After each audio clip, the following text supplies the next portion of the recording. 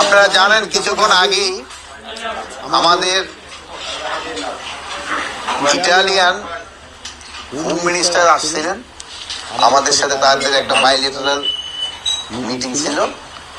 উনি এখন চিফ অ্যাডভাইজারে ওখানে গেছেন, উনি হয়তো আগামীকালও থাকবেন এবং আগামীকাল তারপরে চলে যাবেন।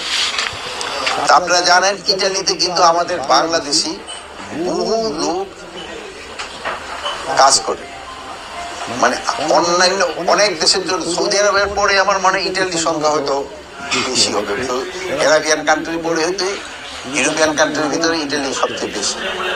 এই জন্যই আমরা আজকে আলাপ করেছিলাম আমাদের ভিতরে একটা কোঅপারেশন, আমাদের একটা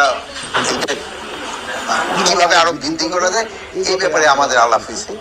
এবং আমাদের যারা ওখানে কাজ করতেছে তারা যেন প্রপার ভিসা নিয়ে এবং প্রপার চ্যানেলে যায়, এই জন্য তারা বলছেন